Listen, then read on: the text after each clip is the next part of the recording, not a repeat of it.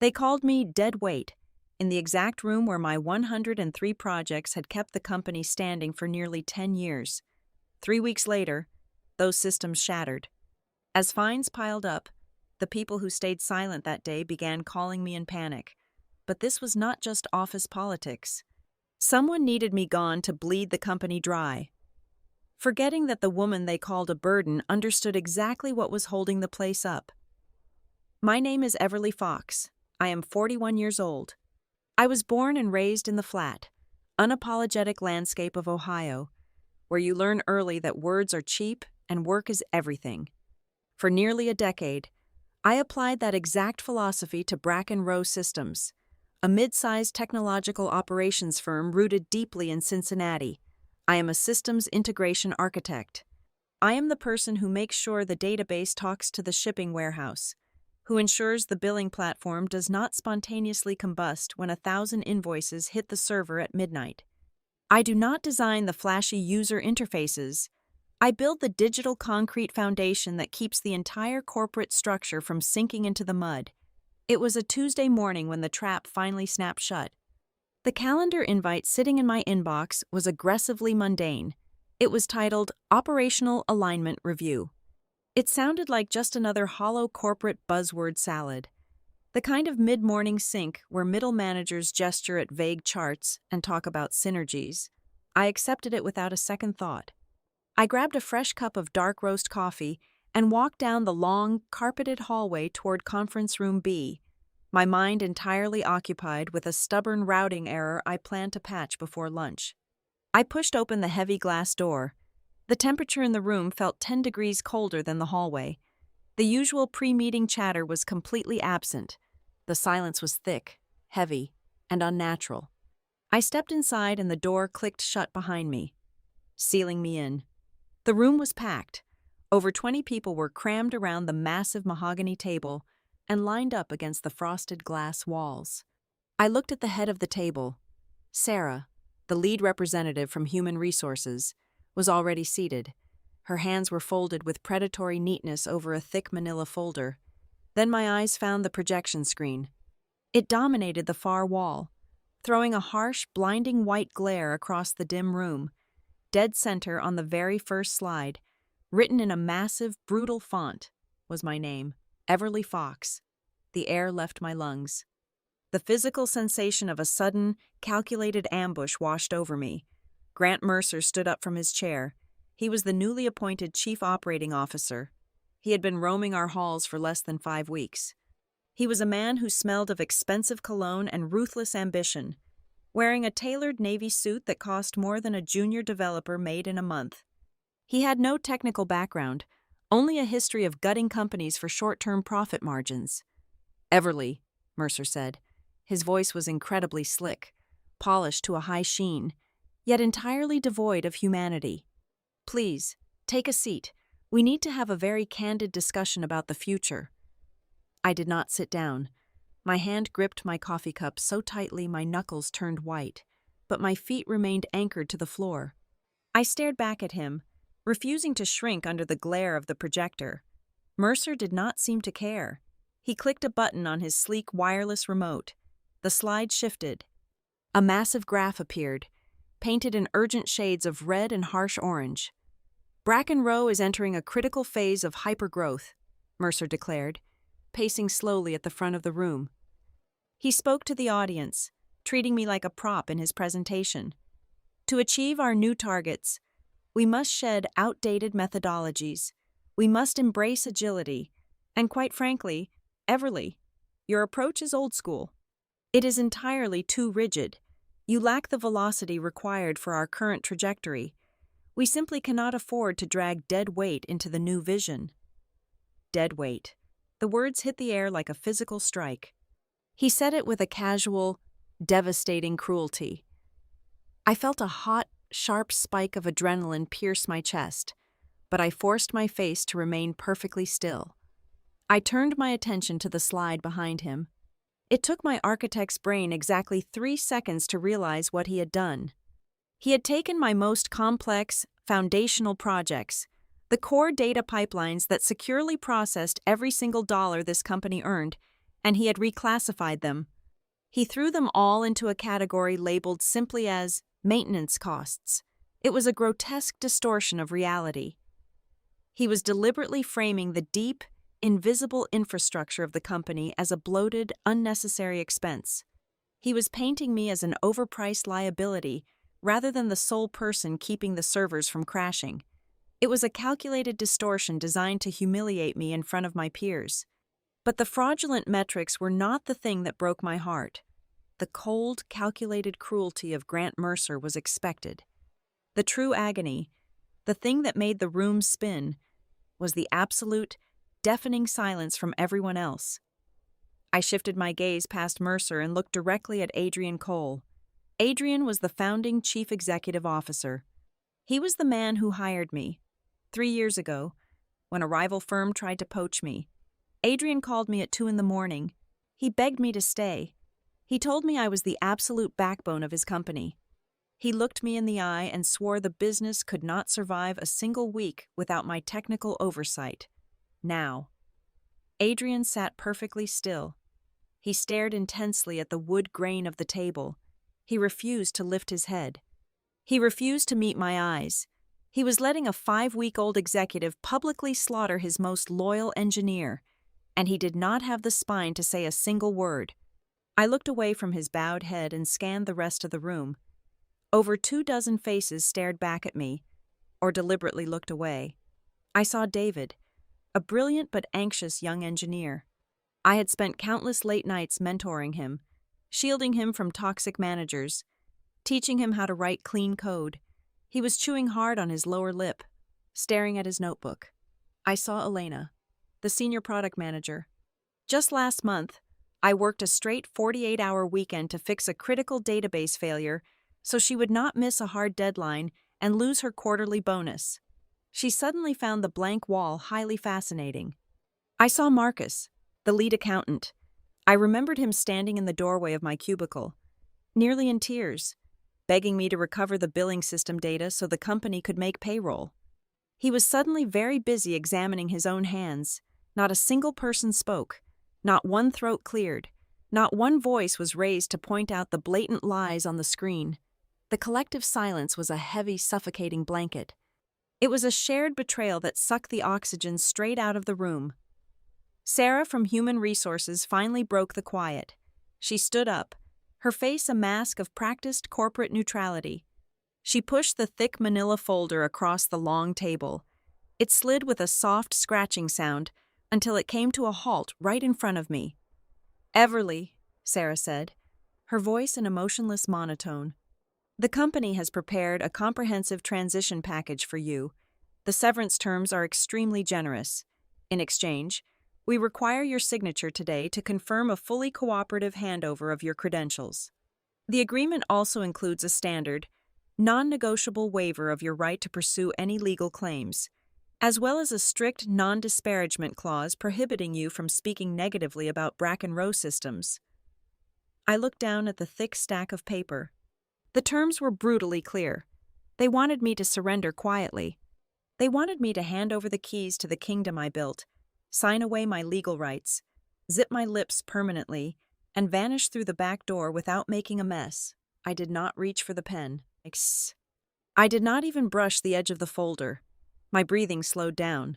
The chaotic rush of betrayal and shock began to crystallize into a deep, freezing calm. The fog of confusion lifted.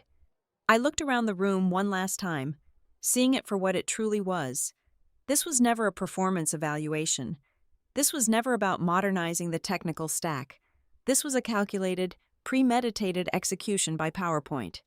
They needed a sacrificial lamb to prove the new regime had teeth, and they chose the person they thought was too quiet, too dedicated, and too entrenched in her work to fight back. I let the silence stretch out. I let it become an unbearable weight on their shoulders. I watched the young engineers shift uncomfortably. I watched the accountants swallow hard. I watched Adrian finally risk a pathetic, fleeting glance up at me, his eyes begging for an understanding I would never give him.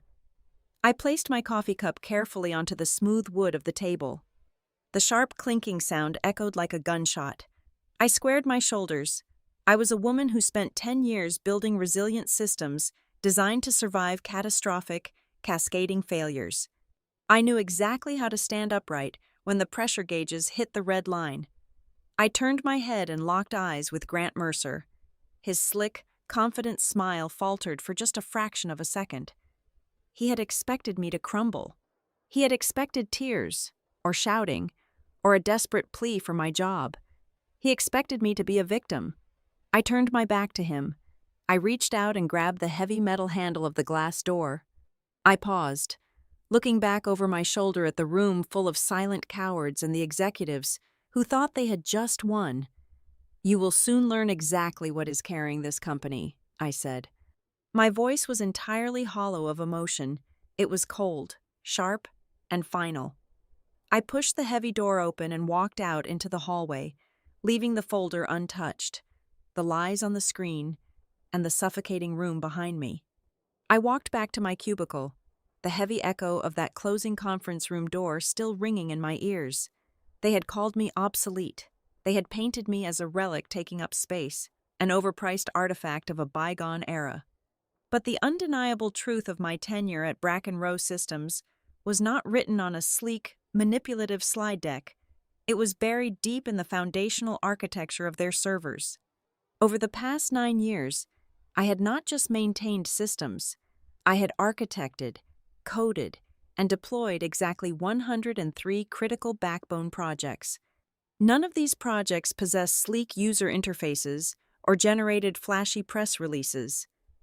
I was the one who built the Interstate Bill of Lading synchronization tool.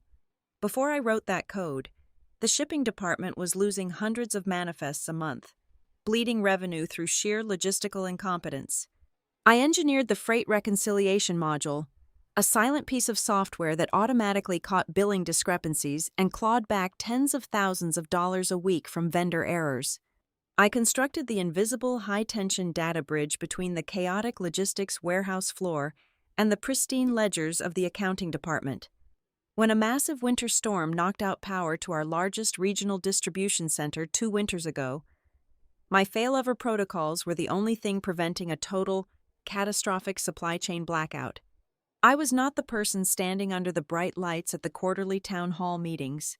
I was the person sitting in the harsh, blue glow of a dual monitor setup at 1 a.m, hunting down a memory leak in the core database. I stayed awake so that the next morning, a smiling vice president could stand at a podium and accept a round of applause for our rock-solid, uninterrupted operational stability. I sacrificed my life for their stability because I actually believed their narrative of loyalty. 3 years ago, Valforth Logic, our most aggressive regional competitor, formally offered me a senior director role. The compensation package included a base salary that was $60,000 higher than my current pay, alongside a generous stock equity grant and a mandate to build my own department. I had my letter of resignation drafted, printed, and sitting on my passenger seat, but Adrian Cole called my personal cell phone on a Sunday evening. His voice was warm, thick with a practiced, desperate sincerity. "Everly, you cannot leave us," Adrian had said, his tone perfectly calibrated to sound like a plea from a family member rather than a chief executive officer. "You are one of the very few people keeping the technical soul of this company intact. We need you. I need you. The company cannot run without you." I swallowed the bait. I believed him. I called Valforth Logic the next morning and declined their offer. Instead of climbing the corporate ladder, instead of demanding the executive title and the corner office I rightfully deserved, I put my head down and continued to carry the weight of the entire company infrastructure. I traded my summer weekends for complex server migrations.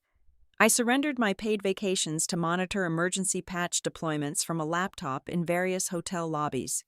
I let my personal relationships wither into a series of polite, infrequent text messages because I was always on call. I became the ghost in the machine, foolishly assuming my relentless dedication was a deposit in a bank of mutual respect. Now, I was pulling an empty cardboard box from the dusty supply closet. I started dropping the physical remnants of my life into it: a worn mechanical keyboard, a ceramic coffee mug stained brown at the bottom, A framed photograph of my father. I opened the deep bottom drawer of my filing cabinet to clear out my physical records, and my hands suddenly stopped moving. Sitting beneath a stack of outdated vendor contracts were the transition binders. For the past 8 months, I had been proactively drafting comprehensive handover documentation. I knew the systems were getting too large for one person to manage.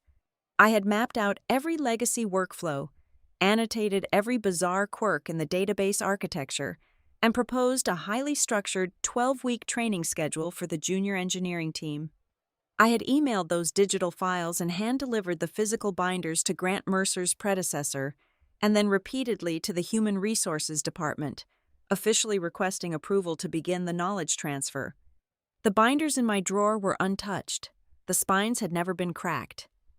I pulled out my phone and quickly searched my email archive. Every single request I had made to train my team over the last 8 months had been silently delayed, deflected with vague excuses, or outright blocked by upper management. A sharp, cold realization clicked into place, rearranging everything I thought I knew. Back in that suffocating conference room, Mercer never once asked about operational continuity. He never asked for my administrative passwords, my encrypted server keys, or my master architectural maps. A man genuinely worried about modernizing a technical department would desperately want the blueprints of the old house before he brought in the wrecking ball. Mercer did not ask for those things because he did not care about the handover.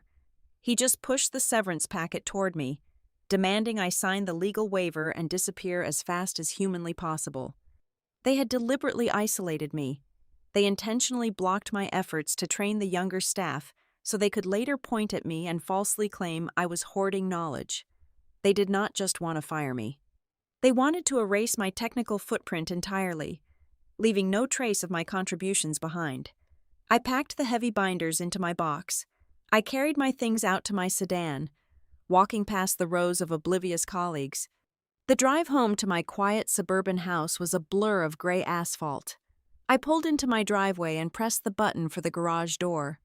As the metal rattled upward, the stark reality of my last 9 years hit me with a crushing physical weight. My garage was a silent graveyard of abandoned personal intentions. In the far corner sat an unfinished wooden shelving unit I had started building 2 summers ago. The wood was gathering dust. Abandoned after a weekend server crash dragged me back into the office. Through the smudged side window, I could see my backyard. The garden I used to love was completely overgrown, choked with thick weeds and rampant neglect. It had been left to rot for multiple seasons while I painstakingly tended to Bracken Row's digital ecosystem.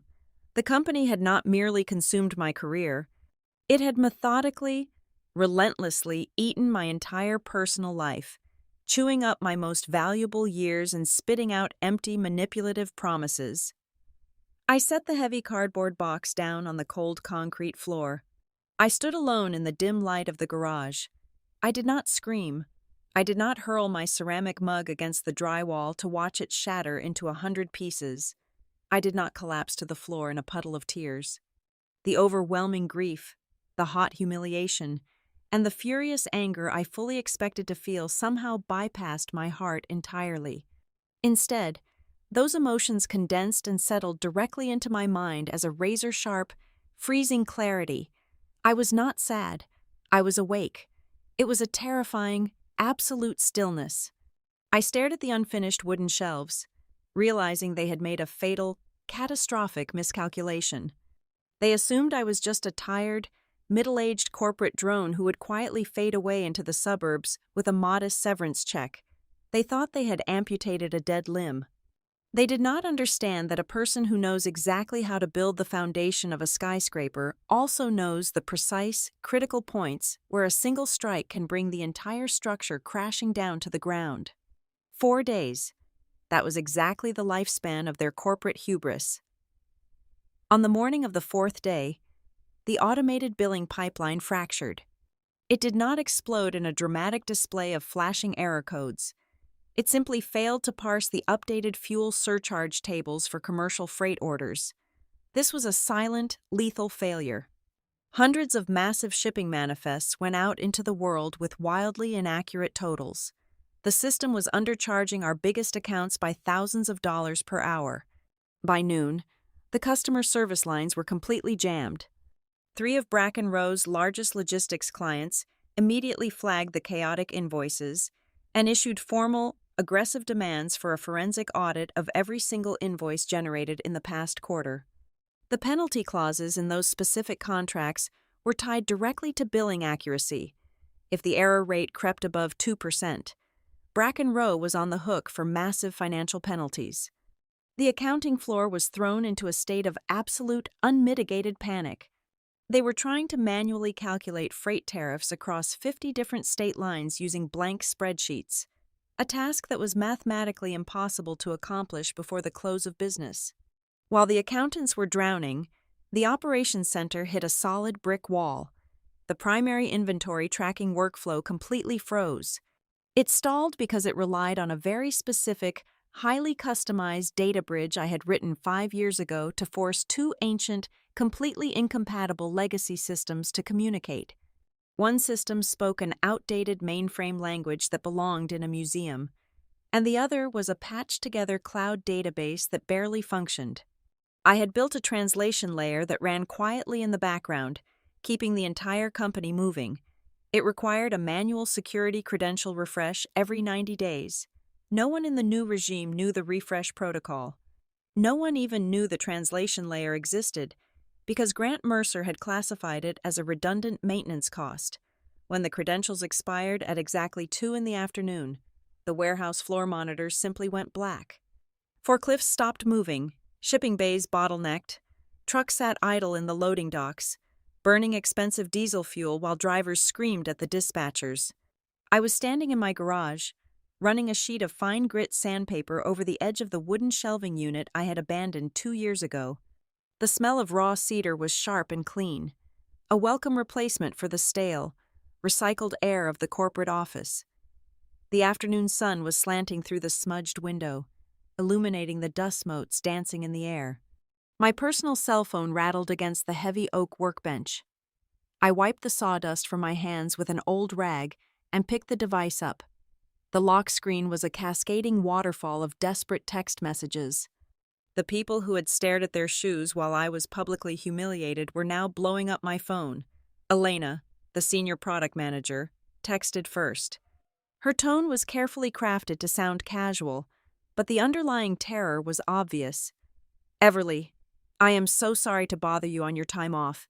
Do you happen to have a copy of the old credential keys for the inventory bridge? Just point me in the right direction and I will handle the rest. 10 minutes later, Marcus from accounting chimed in, abandoning all professional pleasantries. Please tell me you have a backup note somewhere about the fuel surcharge routing logic. The entire billing cycle is failing.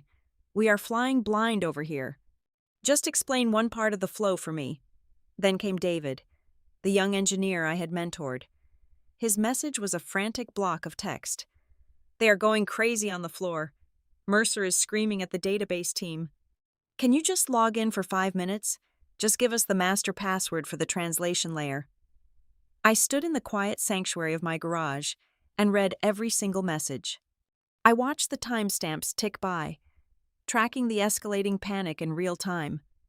I felt the familiar, almost instinctual urge to open my laptop, log into the secure emergency portal, and save them.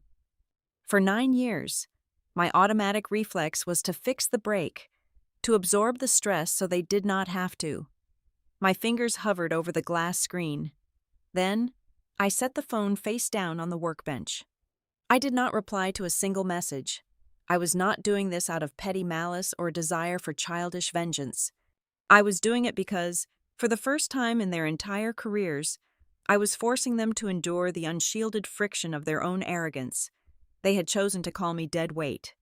Now, they had to feel the actual, crushing physical weight of the infrastructure they had so casually discarded. Inside the glass walls of the Bracken Row office, the narrative was already twisting.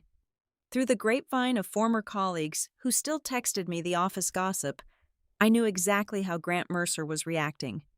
He was pacing the operations floor, his expensive navy suit losing its sharp creases, loudly blaming me for the cascading system failures. He told anyone who would listen that I had maliciously hoarded critical knowledge, that I had intentionally built a fragile, overly complex system to guarantee my own job security. But the young engineers on the floor knew the absolute truth. They started whispering in the break rooms and exchanging encrypted messages on their secure chat clients. They knew about the transition binders I had carefully prepared. They remembered clearly how Mercer had aggressively canceled every single handoff session during his very first week on the job. They knew the documentation existed, but the new executive regime had been too arrogant and too focused on cutting costs to actually read it. The technical failure rapidly mutated into a massive financial hemorrhage.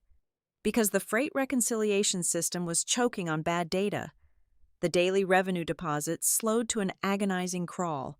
When the cash flow choked, the company's liquidity ratios plummeted. By the end of the week, that delayed cash flow directly threatened to breach the strict financial covenants tied to Bracken Rowe's massive commercial credit line. The corporate lenders were watching the numbers drop. The dominoes were falling faster than anyone in that executive suite could catch them, and they had fired the only person who knew how to set them back up. I picked up the sandpaper and went back to the wood. The rhythmic, sweeping motion was incredibly therapeutic. The contrast was beautiful. Here, I was in total control, smoothing out rough edges with patience and care. There, a multi-million-dollar corporation was tearing itself apart because they lacked both. Late in the evening, my phone buzzed again. This time, it was not a frantic text message. It was a corporate email notification. Before I surrendered my company hardware, I had set up an innocuous auto-forwarding rule on a dormant internal mailing list I previously used for tracking long-term software licenses. It was a completely invisible administrative thread. Someone in the executive administrative pool had carelessly hit reply all to a highly sensitive chain, accidentally catching my dormant list in the crossfire. I opened the email on my phone. It was a drafted memorandum from the desk of Lila Stroud, the chief financial officer. It was marked strictly confidential and meant only for the eyes of the executive board. I read the text twice to ensure I was fully comprehending the sheer audacity of their long-term plan. They were not just panicking over the current system crashes. The memorandum detailed a coordinated, deliberate strategy to systematically scrub my name from the architectural blueprints of all 103 foundational projects I had built. They were actively rewriting the company portfolio. The new documents claimed that a generic internal engineering committee had designed the critical infrastructure. They wanted to erase my authorship entirely from the corporate history, sanitizing the records right before the upcoming financial quarter. They did not just want me out of the building. They wanted to erase any record that I had built the systems they depended on. The encrypted text message arrived on my personal phone on a Tuesday evening, exactly 1 week after my termination. The sender showed up as a completely unknown digit string, but the message itself was brutally concise. Everly, this is Maya Kessler. We need to talk about the underlying data. Meet me at the Copper Skillet Diner off Highway 42 tomorrow at 3 in the afternoon. Leave your company-issued phone at home if you still have it. Maya Kessler was the former internal compliance and audit specialist for Bracken Rowe Systems. She was a sharp, fiercely meticulous woman who had abruptly and quietly resigned 4 months prior. She never gave an exit interview. She simply packed her desk and vanished into the corporate ether. I had always respected her. She possessed the same analytical coldness I did, preferring the absolute truth of raw data over the polished lies of upper management. The Copper Skillet was a relic of a diner, smelling perpetually of stale frying oil and burnt filter coffee. It was entirely empty at 3 in the afternoon, save for a tired waitress wiping down the counter. I found Maya sitting in the furthest vinyl booth in the back corner. She was tracing the rim of a ceramic mug with her index finger. She looked incredibly exhausted, carrying the specific kind of tension that comes from knowing a dangerous secret. I slid into the booth across from her. I did not bother with pleasantries. Why are we sitting in a roadside diner, Maya? Maya stopped tracing the mug. She looked directly into my eyes, and I saw genuine anxiety staring back at me. because before I handed in my resignation, I caught something in the enterprise resource planning logs. I caught them manipulating the architectural registry, Everly. I did not understand the technical scope of what they were doing, but I understood the financial implications perfectly.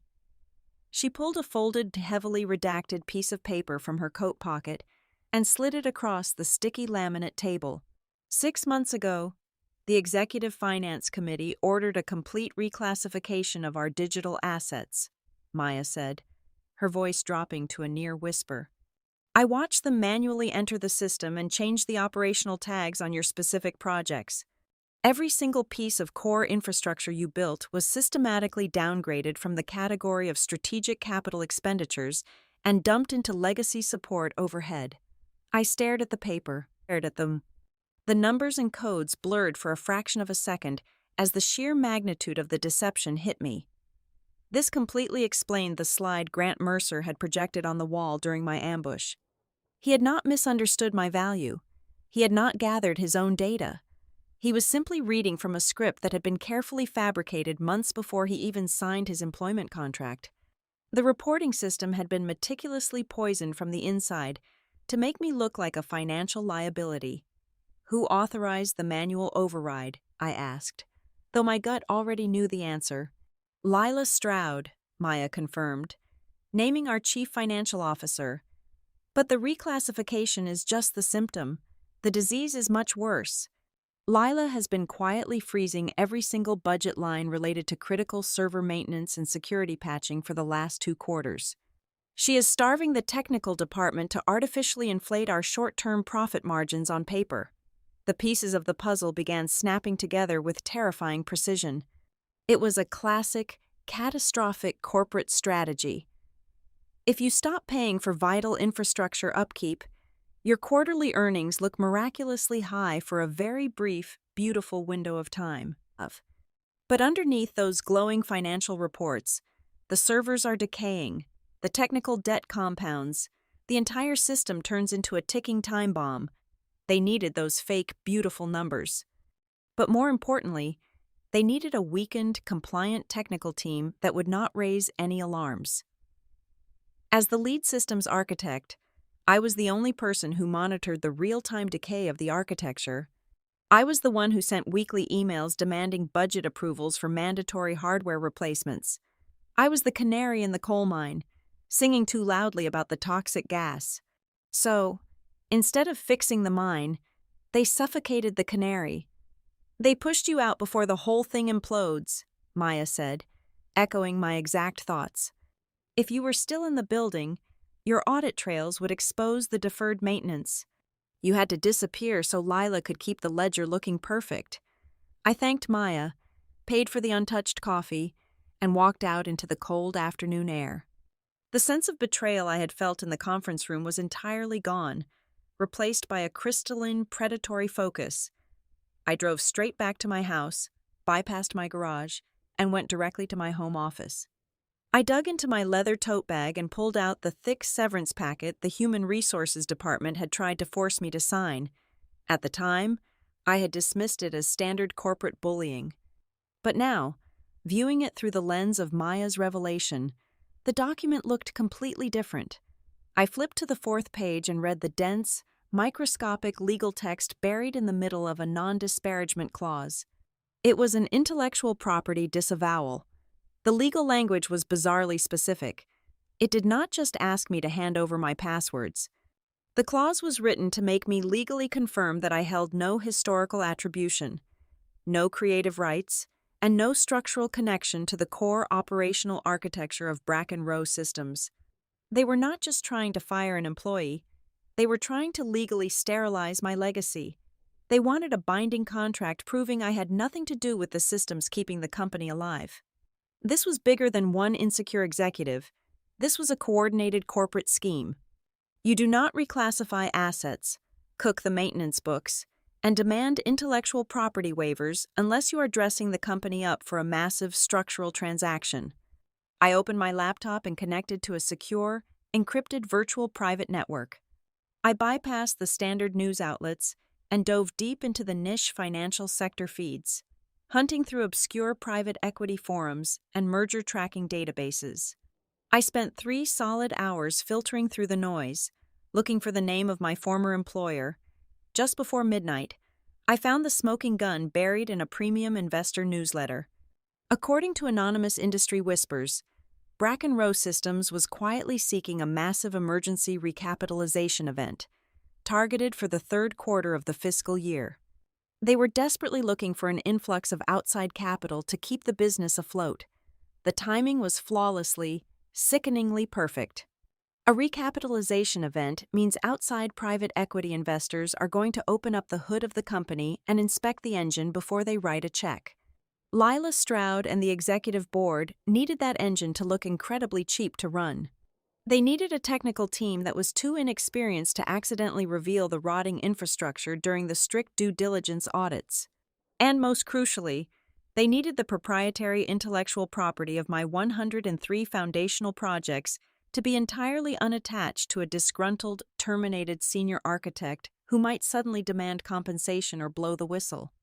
They had tried to bury me alive to ensure a multi-million-dollar transaction went through without friction. They thought they could erase my value with a few changed database tags and a threatening legal document. I closed my laptop, the screen going black. The quiet peace of my suburban house felt miles away. The profound stillness that had settled over me in my garage the week prior morphed into something entirely different.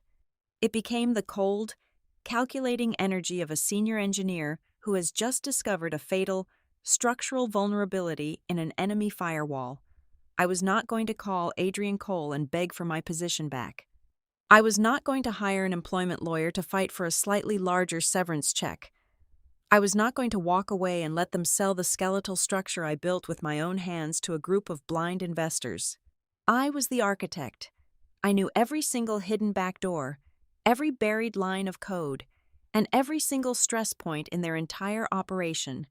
I had not returned to the office yet, but sitting in the dark glow of my quiet study, I made my final decision. I was no longer an observer watching my own career burn. From this exact second forward, I was launching a full forensic investigation into the executives who thought they could erase me. I was going to follow the data, and I was going to tear their fraudulent narrative apart piece by piece. The phone rang on a Thursday morning, exactly 11 days after they escorted me out of the building. The caller identification displayed a private number, but I knew who it was before I even swiped the screen to answer. "Everly," Adrian Cole said. His voice lacked the polished, folksy warmth he usually weaponized during all-hands meetings. It sounded thin, stretched tight over a framework of absolute panic. I did not offer a greeting. I simply held the phone to my ear and listened to the hollow dead air on the line. "We are facing a catastrophic timeline breach," Adrian finally admitted, the words rushing out as if he were physically choking on them. "The enterprise clients are threatening to invoke the penalty clauses. The commercial lenders are scrutinizing our daily operational metrics, and they are threatening to tighten the covenant terms by the end of the month. The system is completely fractured." He paused, waiting for me to jump in. He was waiting for the old Everly, the loyal soldier who would instinctively rush to soothe his anxiety and offer a late-night fix. I let the silence stretch for 5 agonizing seconds. I wanted him to marinate in his own failure. "And your chief operating officer?" I asked, my tone perfectly flat. Adrian exhaled a ragged breath. "Grant Mercer cannot control the architecture. The entire data bridge is unresponsive. The engineering team is paralyzed." "That sounds like a severe managerial failure," I replied, tracing the wood grain of my desk. "Why are you calling a terminated employee?" "Because you built it," Adrian pleaded. "Everly, I am asking you to come back. We will reinstate your previous title and backpay you for the days missed." "Please, I am not coming back as an employee," I stated, the words sharp and absolute. "That version of me no longer exists. If I step foot inside that building again, it will be as an interim crisis architect under a specialized, independent contract." I could hear him swallow hard over the speaker. "Okay. What are your terms?" I had drafted the stipulations 3 days ago. "First, My compensation will be exactly triple my previous monthly salary, billed weekly, with an immediate retainer deposited by the end of business today. Second, I require a permanent hybrid work schedule. I will dictate when I'm required on site and when I operate remotely. Done, Adrian said quickly. I am not finished. I continued. Third, Human Resources will draft and distribute a company-wide internal memorandum this afternoon. It will explicitly list, by name, all 103 foundational projects I designed and deployed. I want every single person in that office to read exactly what I built. Adrian hesitated for the very first time. A public acknowledgement of my work directly contradicted the narrative Mercer had spent the last 2 weeks spinning. Everly, that might cause severe internal friction with executive leadership. That is not a negotiation point, I countered. Fourth, Grant Mercer will have zero administrative oversight regarding my presence. He is legally barred from evaluating my performance, accessing my active project files, or interfering with my team assignments. If he attempts to block a single protocol, the contract is voided, and I walk. I can manage Grant, Adrian muttered, though he sounded thoroughly exhausted. And finally, I said, leaning closer to the phone, my contract will include a strict forensic independence clause. I demand full, unrestricted access to all operational logs, historical server data, and the untouched handover documentation I prepared before my termination. If I discover any evidence of deliberate data manipulation, unauthorized system sabotage, or fraudulent asset reclassification, I retain the absolute legal right to report my findings directly to the board of directors and your external legal counsel, bypassing the executive suite entirely. There was a profound, heavy silence on the line. The forensic independence clause was a highly aggressive, deeply unusual demand for a technical contractor. It was essentially a threat disguised as a legal safeguard. It told him I suspected foul play, and I was demanding a flashlight to look into the dark corners. I expected Adrian to push back. I expected him to loop in the legal department to fight the clause. Instead, he answered too quickly, his fear suddenly obvious. I will have the legal team send over the digital paperwork within the hour. Just please, get the billing pipeline functional by Monday. I ended the call. The speed of his capitulation was the most alarming detail of the entire conversation. Adrian Cole was a proud, controlling founder. He never surrendered absolute authority without a brutal fight. His instant agreement to the forensic clause confirmed my deepest suspicions. He was not just afraid of losing clients.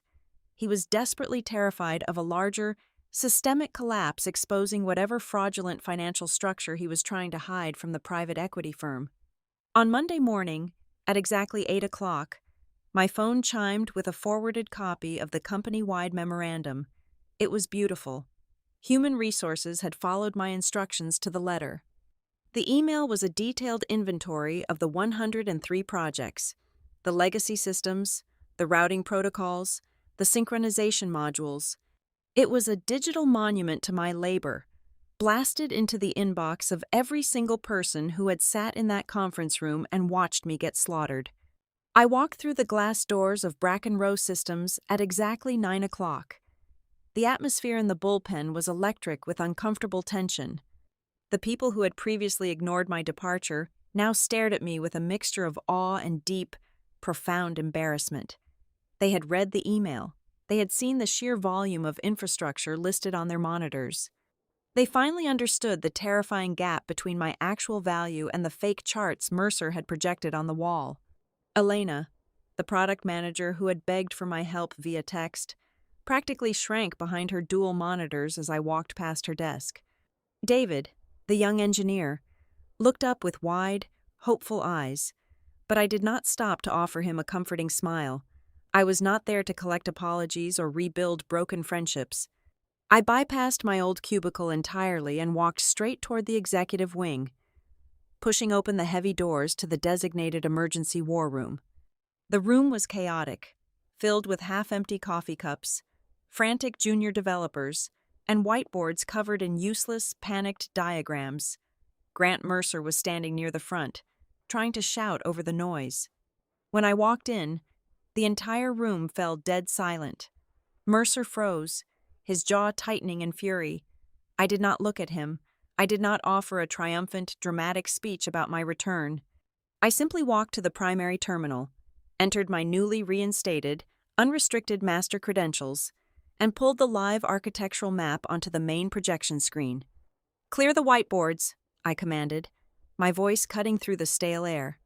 "David, pull the server error logs from last Thursday. I need the exact timestamps of the synchronization failures. You two," I pointed to a pair of engineers I barely recognized. "Stop trying to manually patch the data bridge. You are creating a feedback loop. Shut down the secondary receiver and reroute the packet flow through the legacy terminal."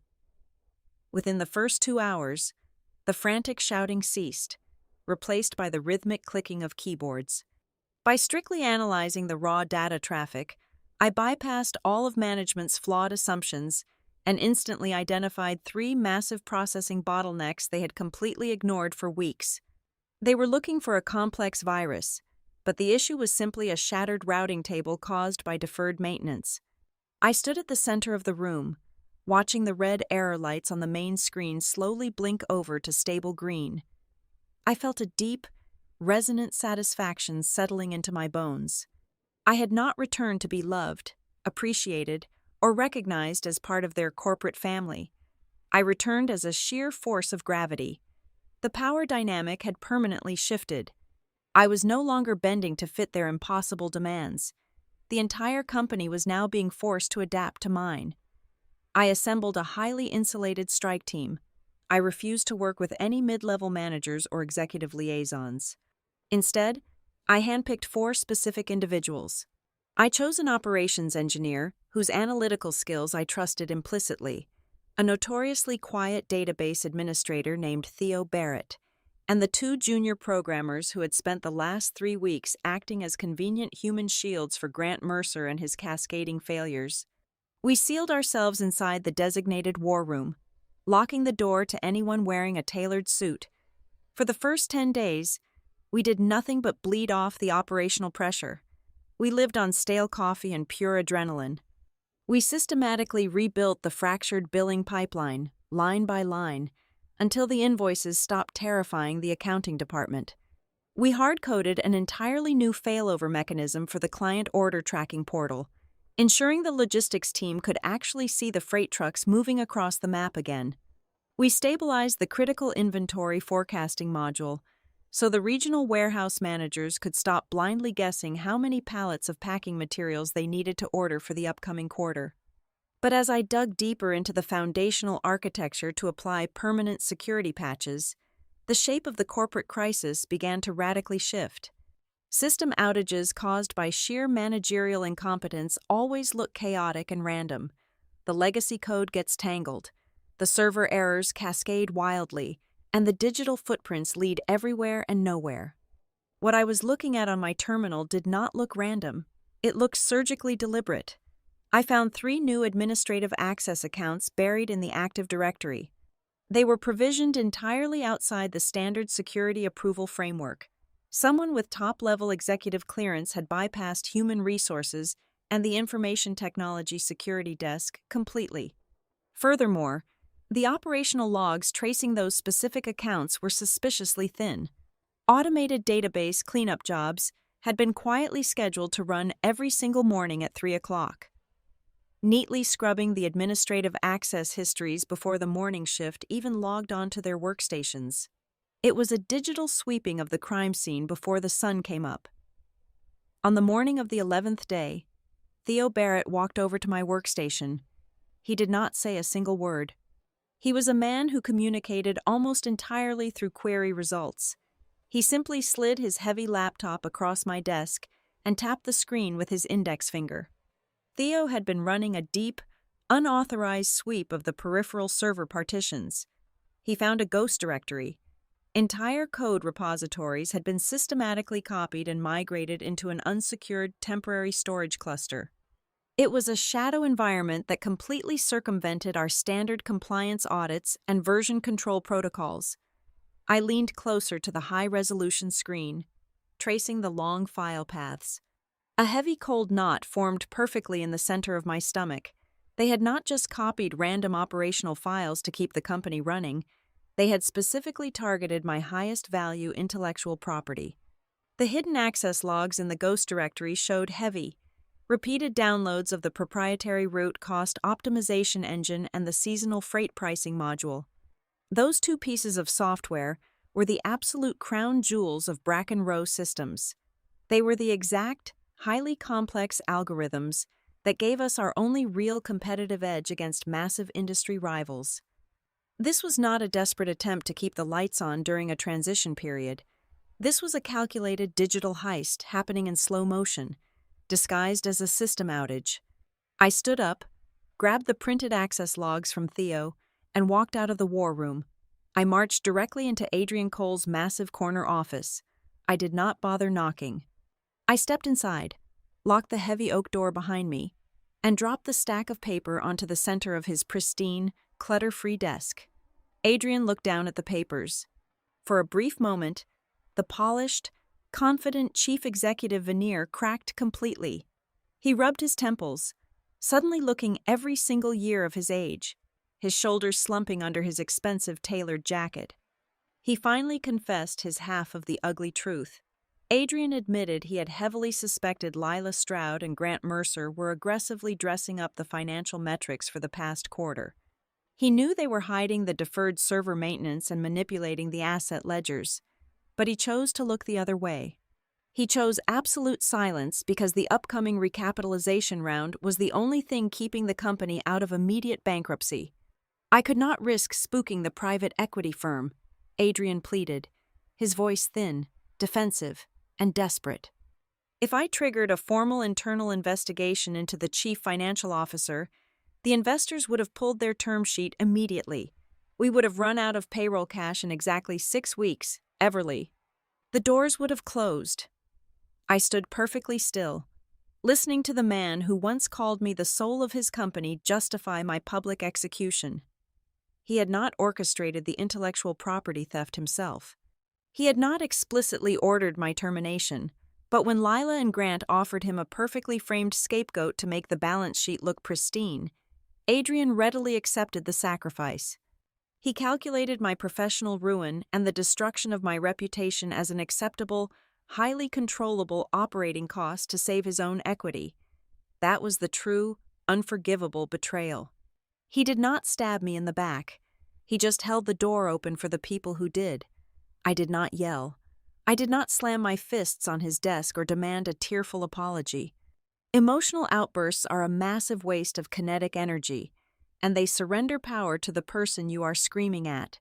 The burning anger I felt bypassed my chest entirely and settled into my mind as freezing logic. If this was a disguised financial scheme, I was going to use the exact language of their stolen systems to force them to show their hands. I am going back to the war room, I told Adrian, my voice completely devoid of any human warmth.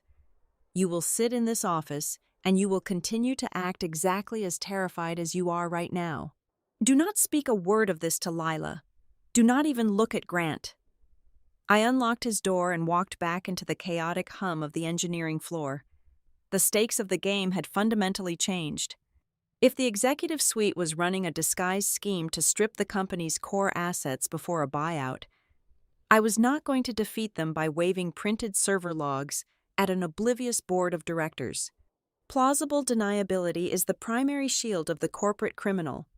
They could easily hire expensive lawyers to claim the duplicated files were a simple backup error or a misguided security test run by an overzealous executive. I needed them to undeniably incriminate themselves.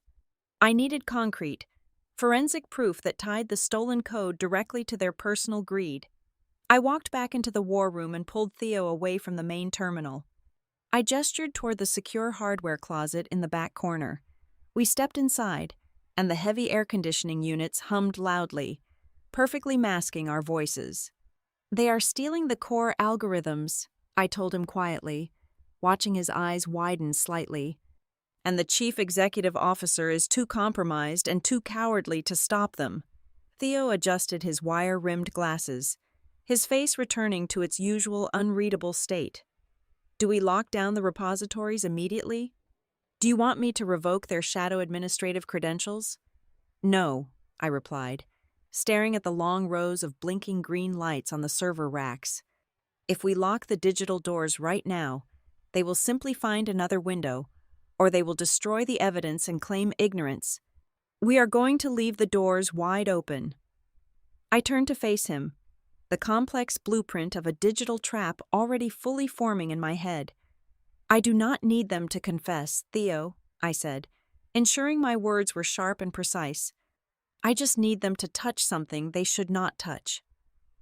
I sat beside Theo in the dim, humming sanctuary of the secondary server room. We were not fixing broken code. We were patiently spinning webs.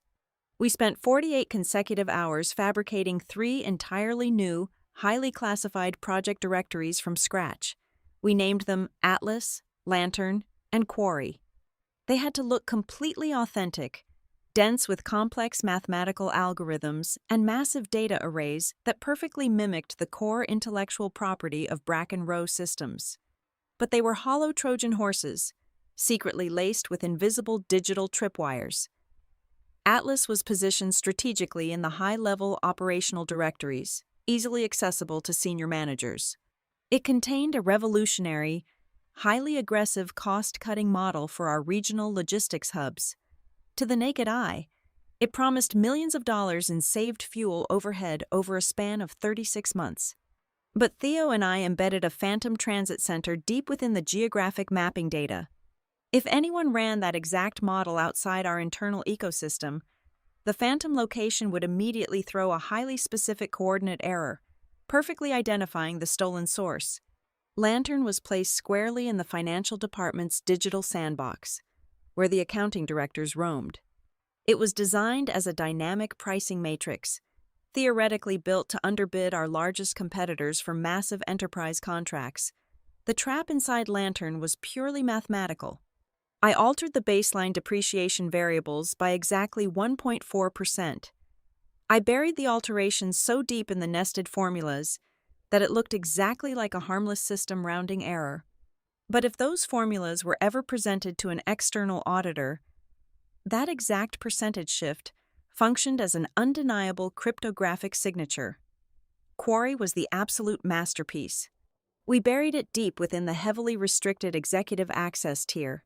It was visible only to the board of directors and the highest level of the corporate suite. Quarry was framed as a post-crisis cash flow restructuring scenario. It provided a brilliant, entirely fictional roadmap outlining how to maximize the valuation of our technical assets during an aggressive private equity buyout. The watermark hidden in Quarry was a series of fictitious legal compliance codes woven directly into the hidden metadata of the executive summary document. If the file was opened on a machine not registered to our corporate domain, the metadata would silently execute a secure ping request back to my private terminal. While the 3 traps lay waiting in the dark corners of the network, I spent my daylight hours ruthlessly stabilizing the real, bleeding infrastructure. I was not burning the company to the ground to satisfy a personal vendetta. I was building a massive digital firewall around the innocent people who simply wanted to do their jobs and collect their paychecks. Over the next 10 days, I fully restored the legacy freight tracking modules. I optimized the broken billing queues so the accounting floor could finally close their monthly ledgers without suffering a collective nervous breakdown. The junior developers, who had been running around in sheer panic just 2 weeks prior, began bypassing the standard management hierarchy entirely. They stopped asking their assigned supervisors for technical direction. Instead, they started bringing their diagnostic reports directly to my desk. They had watched the highly paid executives fail spectacularly, and they had watched me rebuild the foundation in less than 14 days. Their loyalty shifted organically. It was not born out of sympathy for what I had endured. It was born out of basic professional survival. They recognized exactly who was keeping the roof from collapsing on their heads. Grant Mercer could feel his unearned authority evaporating into the conditioned air of the office. He tried desperately to assert dominance by forcefully barging into my weekly technical risk assessment meetings. On a Tuesday morning, He pushed open the heavy glass door of the war room, his face tight with anger, demanding an immediate status update on the data bridge failovers. I did not stop typing. I did not even look up from my dual monitors. I simply recited Section 4, Paragraph 2 of my independent contract in a flat, monotone voice. I reminded him in front of 6 junior engineers that he possessed zero administrative oversight regarding my presence. I ordered him to leave the room immediately, or I would declare a breach of contract and walk out the front door, taking the system's stability with me. Mercer stood there for 10 agonizing seconds, his face turning a dark shade of crimson. Then, without saying a single word, he turned on his heel and retreated. He was a paper tiger, and every single person in that room finally saw right through him. Lila Stroud, however, was far more dangerous. She took a vastly different, more insidious approach. The chief financial officer glided into my temporary workspace on a quiet Thursday afternoon. She carried a cup of expensive herbal tea and wore a warm smile that completely failed to reach her cold eyes. She leaned against the edge of my desk, her rich perfume clashing with the sterile, metallic smell of the server exhaust fans. "You have done absolutely miraculous work this month," Lila said, her voice dripping with artificial sweetness. "I am currently reviewing our long-term value plans for the upcoming quarter. I am very curious about the proprietary algorithms you originally built for the seasonal freight pricing. How would you quantify their standalone market value if the company ever needed to leverage or license them?" It was a breathtakingly bold fishing expedition. She wanted to know exactly how much the assets were worth on the open market before she finalized the theft. I leaned back in my chair and gave her a polite, incredibly dense, and entirely technical answer that offered absolutely zero financial clarity. I watched the hidden frustration mount behind her carefully maintained smile. She politely thanked me for my time and walked away, completely unaware that her transparent greed was exactly what I was counting on. The end of the week arrived with a quiet, terrifying calm. I was sitting beside Theo at 8 o'clock on a Friday night. The office floor was entirely empty. The overhead lights automatically dimmed to save power. We were eating cold noodles from cardboard takeout boxes and passively monitoring the standard encrypted network traffic. Suddenly, a small, highly secure alert window popped up on the bottom right corner of Theo's secondary monitor. The tiny window flashed a bright, undeniable yellow. Theo stopped chewing. He placed his chopsticks down on the desk. He looked at the flashing alert, then slowly turned his head to look directly at me. "We have a hit," Theo said quietly. I pushed my chair over and leaned over his shoulder, my eyes rapidly scanning the raw telemetry data, scrolling across the dark screen. The alert was not coming from the operational tier. It was not Atlas. It was not coming from the finance sandbox. It was not Lantern. The alert was pinging directly from Quarry. Someone possessing top-tier executive security clearance had not just viewed the bait file. They had downloaded the entire cash flow restructuring scenario, compressed the data into an encrypted archive, and deliberately bypassed the internal corporate firewall. The Geographic Internet Protocol locator pinged back to an external, private server network located hundreds of miles away from our corporate headquarters. The digital watermark I had woven into the metadata was now screaming loudly across the internet. The trap had snapped shut. The bait had been swallowed whole, and the people who firmly believed they were untouchable had just willingly handed me the exact weapon I needed to destroy them. The digital ping from the Quarry watermark was not a vague geographical guess. It was a precise, undeniable flare illuminating the darkest corner of the corporate transaction. I sat in the silent server room, the glow of the monitor painting Theo's face in harsh green light. We traced the external Internet Protocol address routing straight through a series of encrypted proxies, eventually landing on a dedicated, highly secure data room. The domain registry was heavily obfuscated, but a simple cross-reference of the security certificates revealed the true owner. The server belonged to Norwick Vale Partners. They were an aggressive, notoriously predatory private equity firm based in New York. They were the exact entity rumored to be considering the emergency financial injection to save our company from insolvency.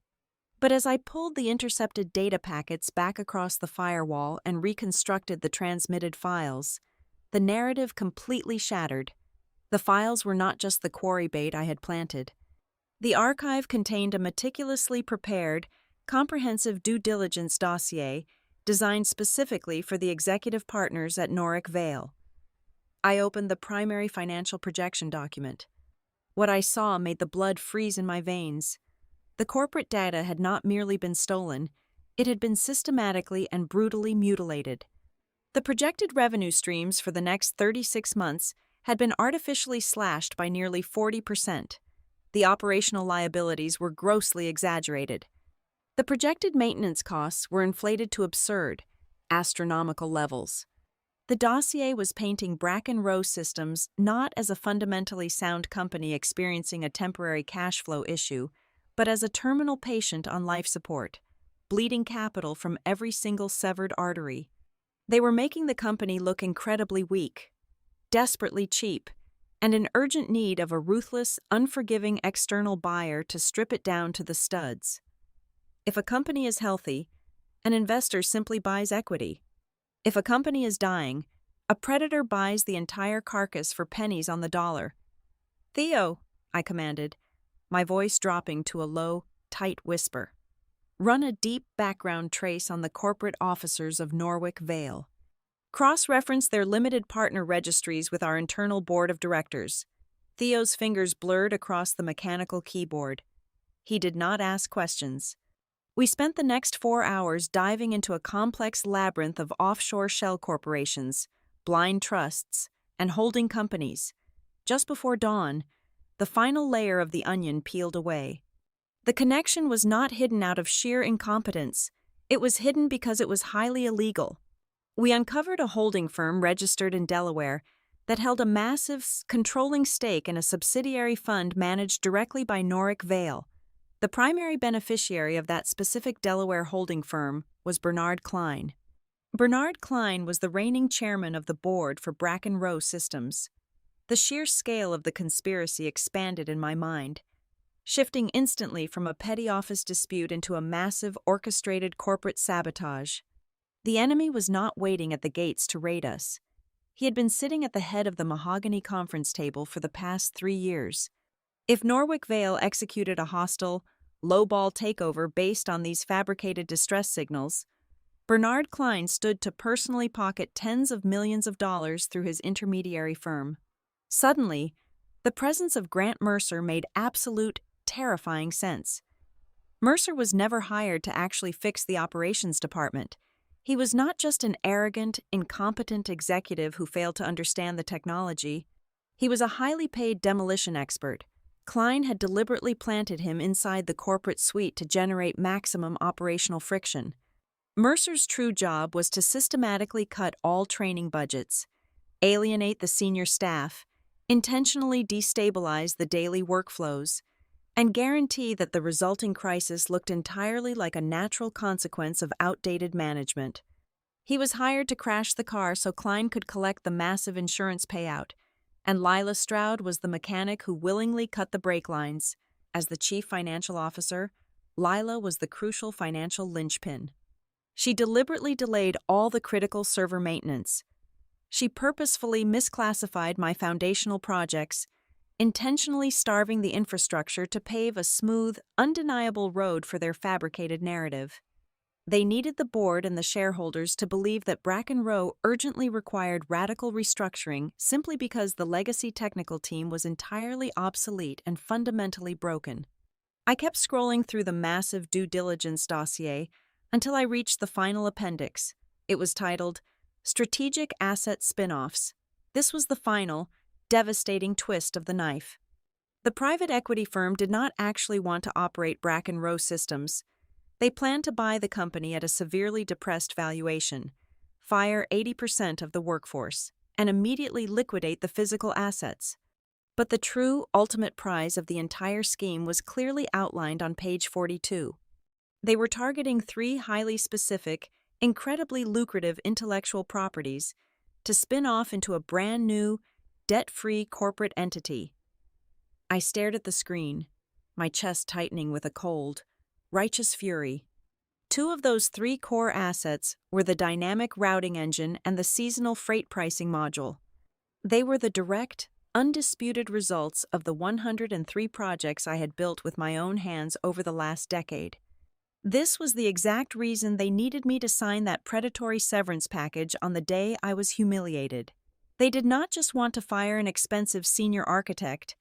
They needed my digital and legal footprint completely eradicated, if I remained employed, or if I retained any documented claim to the creation of those systems.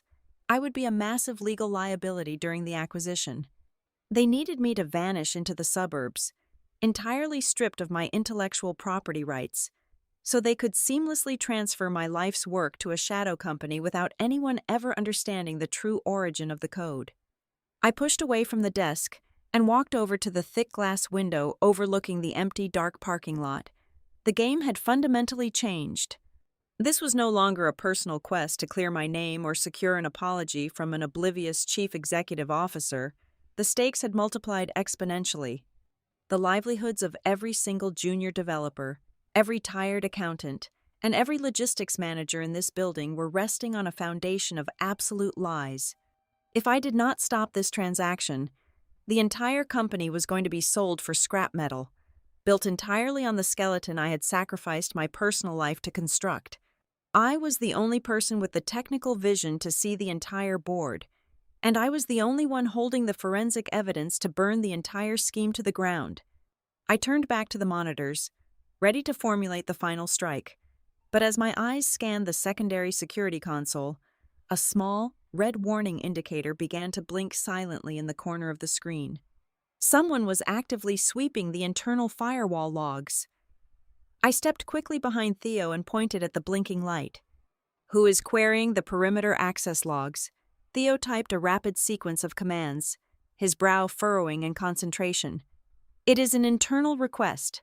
It is coming from the executive suite terminal.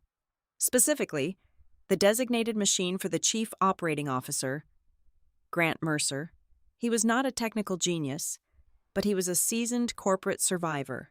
He had noticed the sudden stabilization of the core systems.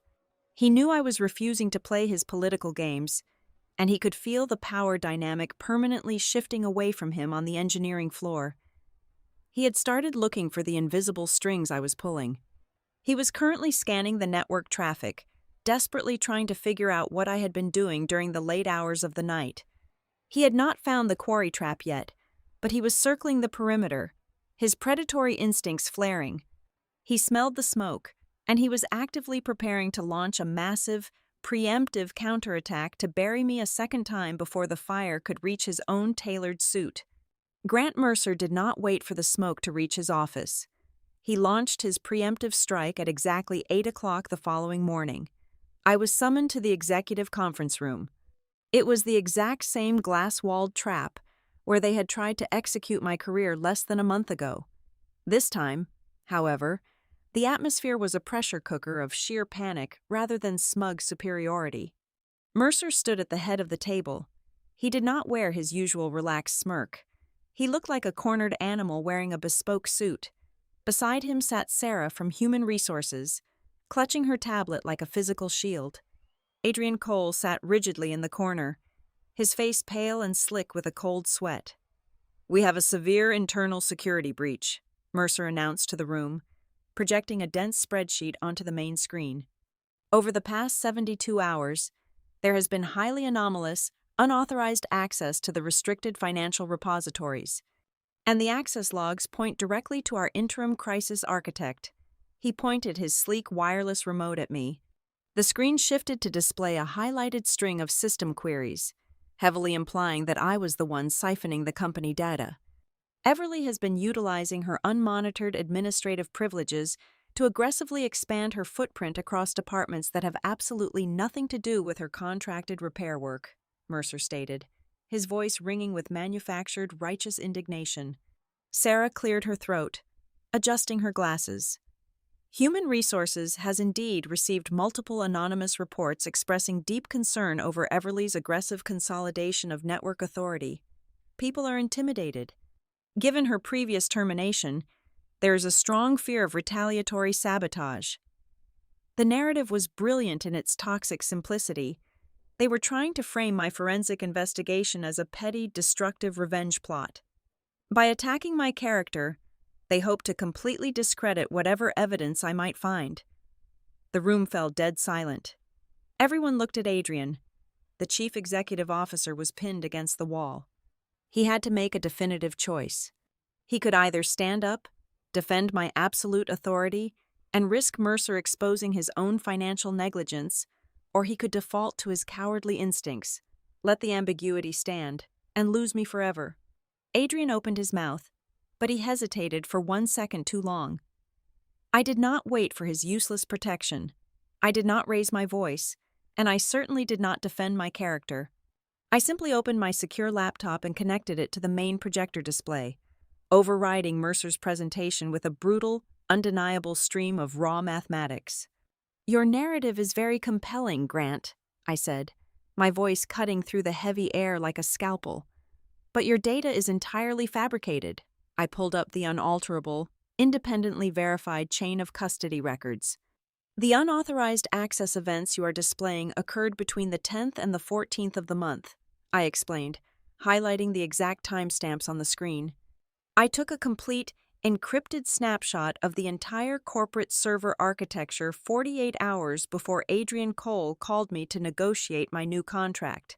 I have the cryptographic hash proving the snapshot is untouched. The data hemorrhaging you are trying to pin on me was actively happening while I was sitting in my house in the suburbs, entirely locked out of the company network. Mercer's jaw tightened, but he tried to pivot. System timestamps can be spoofed by a senior architect. You could have planted a delayed script before you left. I could have, I agreed smoothly, but I did not generate that log file. Theo Barrett did a little digging this morning. I clicked to the next slide. It displayed the digital signature and the specific media access control address of the machine that had generated Mercer's supposedly damning evidence. "The file you just presented to this room was not exported by the Information Security Department," I stated, staring directly into Mercer's eyes.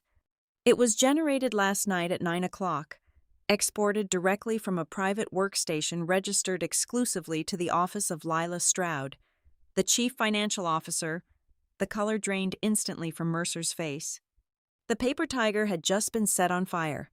He had tried to frame me using a badly forged document, and I had just traced the forgery straight back to his financial accomplice.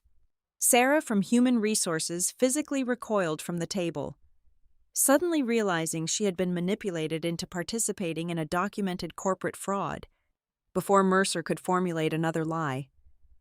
My personal phone buzzed in my pocket.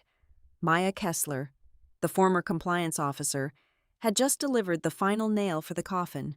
I pulled the device out and read the message. It was an automated, time-stamped audio transcript from the first meeting where they had fired me. "Furthermore," I continued, not breaking eye contact with the room, "I now possess the raw, automated meeting transcripts from the day I was terminated. Your exact phrasing, Grant, proves that the decision to classify my infrastructure as a dead weight was predetermined weeks in advance, completely independent of any actual performance metrics. You did not evaluate me.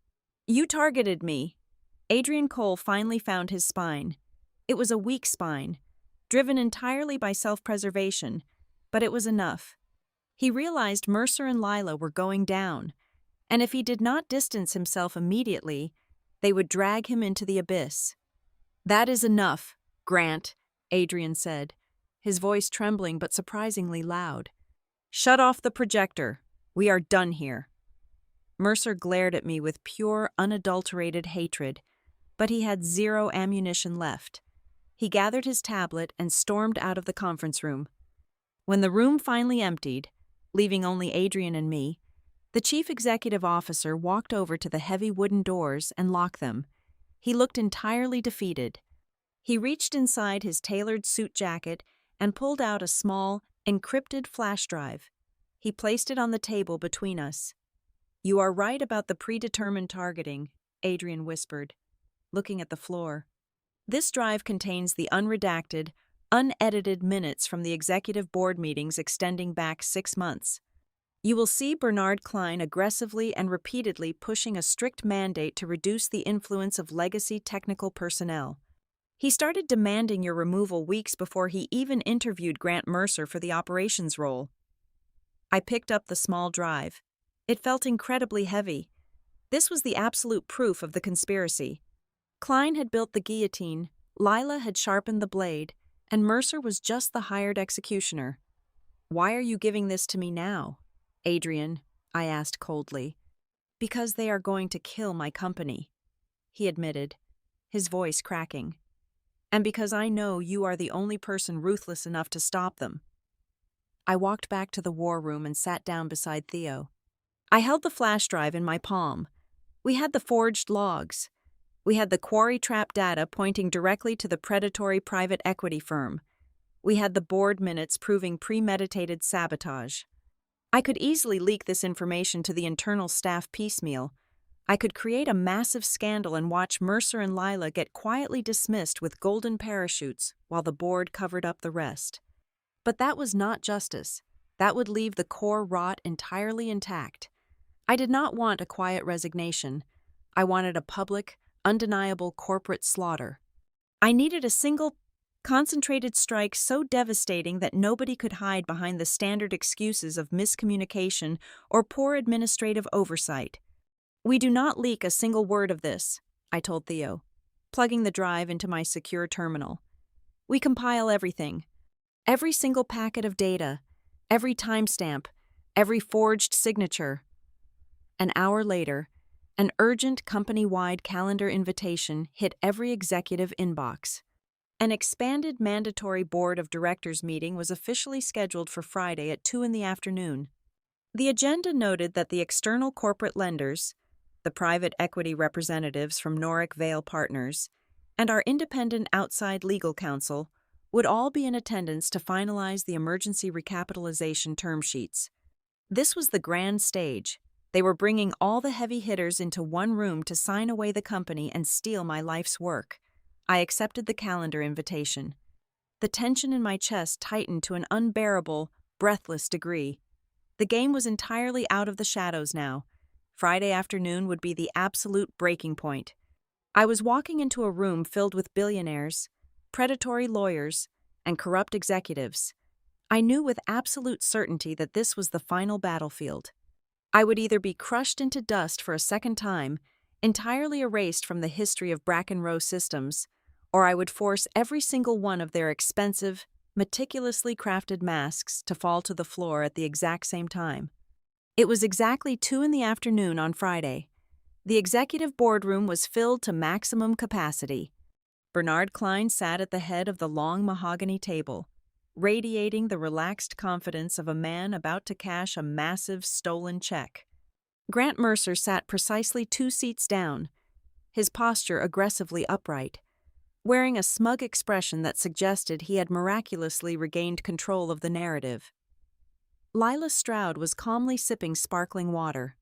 On the opposite side of the room sat the external corporate lenders and the sharp-suited representatives from Norick Vale Partners. The meeting began exactly like a standard recapitalization update.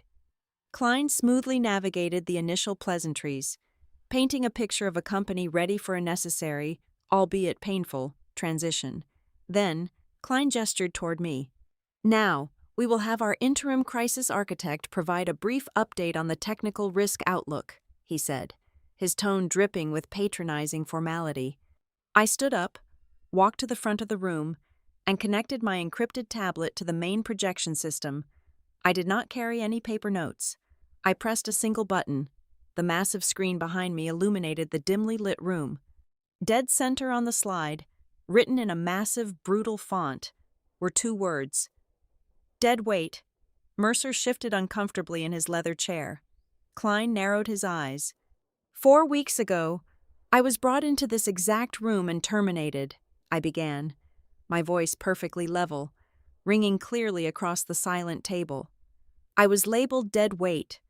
Today, I am going to show you exactly how much that weight truly costs." I clicked to the next slide. It was not a chart of server downtimes. It was a forensic timeline. "I will now outline a coordinated, premeditated effort to systematically strip this company of its core intellectual property. I stated, I displayed the enterprise resource planning logs. Layer 1. The deliberate, fraudulent reclassification of my 103 foundational infrastructure projects from strategic assets to legacy overhead. Layer 2. The intentional blocking of all technical training, designed to create a false narrative of a knowledge bottleneck. Layer 3. The highly abnormal human resources severance terms specifically drafted to sever my legal rights to the core routing architecture. I clicked again, showing the late-night administrative logins and the shadow server directories. Layer 4, the unauthorized, late-night cloning of our most valuable proprietary repositories into an unmonitored holding environment. The representatives from Norwick Vale stopped taking notes. The room temperature seemed to drop 10 degrees. To trace the final destination of these stolen assets, my team deployed 3 decoy algorithms into the network, I explained, projecting 3 distinct digital tripwires onto the screen: Atlas, Lantern, and Quarry. Atlas was ignored. Lantern, however, was recently utilized to artificially inflate the short-term depreciation metrics currently sitting in the financial packets before you today.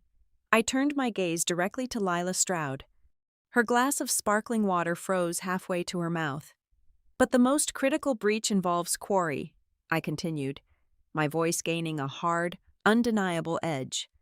Quarry was a highly restricted, entirely fictional cash flow restructuring scenario.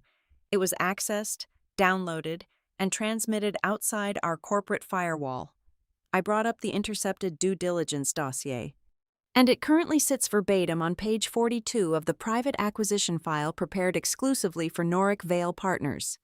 A leak of this magnitude could only originate from the absolute highest tier of executive power. Grant Mercer slammed his hand flat on the mahogany table. "This is absolute garbage," he barked, his voice loud and frantic.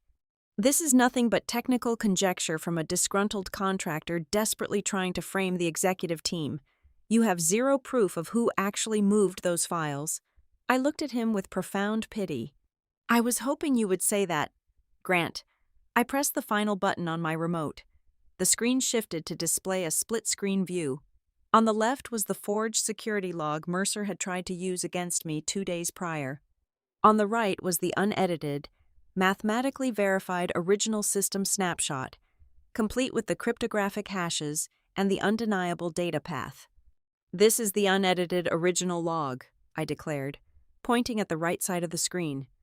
"And this is the digital footprint proving that the fabricated file accusing me of sabotage was created on and exported directly from the private workstation of our chief financial officer, Lila Stroud. It was then hand-delivered to Grant Mercer to facilitate a cover-up." The silence that followed was absolute. It was the sound of a multi-million-dollar conspiracy evaporating into thin air. Adrian Cole stood up. He looked incredibly pale, trembling slightly, but he had the board meeting minutes securely in his possession, and he finally understood that playing it safe would lead to his own ruin. "I can no longer remain silent on this matter," Adrian announced, his voice echoing in the tense room. "I have harbored deep suspicions regarding the manipulation of our asset ledgers for weeks.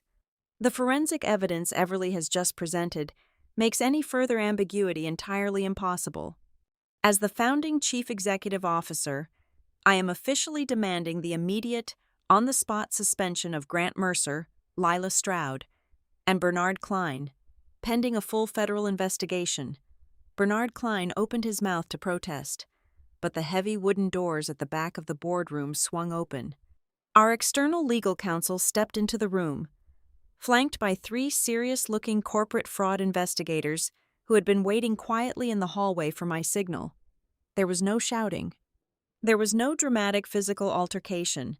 The sheer, crushing gravity of the room shifted entirely. The people who had controlled the board, who had confidently orchestrated the destruction of my career for their own financial gain, were quietly asked to stand up, surrender their corporate devices, and step away from the table. I watched them walk out the door in total disgrace. By 4 o'clock that afternoon, a new company-wide email hit every single inbox. It did not just announce the sudden executive departures. It explicitly detailed the reinstatement of my position, officially cementing my name as the sole original architect of the core intellectual property that the conspiracy had attempted to steal. But I did not return to my old desk as a martyr or a loyal soldier. When the dust finally settled, I signed a new, ironclad contract. I assumed the title of Chief Systems Officer. My new role came with absolute technical veto power, a transparent, legally binding mechanism for recognizing engineering contributions, and a permanent hybrid schedule dictated entirely by my own discretion. I walked out of the building that evening, the cool Ohio air hitting my face. I looked back at the towering glass structure of Bracken Row Systems. They had brought me into a room and confidently tried to crush me. They thought I was dead weight that had to be cut loose for the ship to sail. It was not until the ground shifted beneath them that they finally understood their fatal miscalculation. Everly Fox had never been a burden. I was the load-bearing wall. Thank you so much for listening to my story today, and I would love to know where in the world you are tuning in from, so please drop a comment below to say hello and share your thoughts. If you enjoyed this, please make sure to subscribe to the Boss Revenge Stories channel, leave a like on this video, and show your support by hitting that hype button so this story can reach even more people.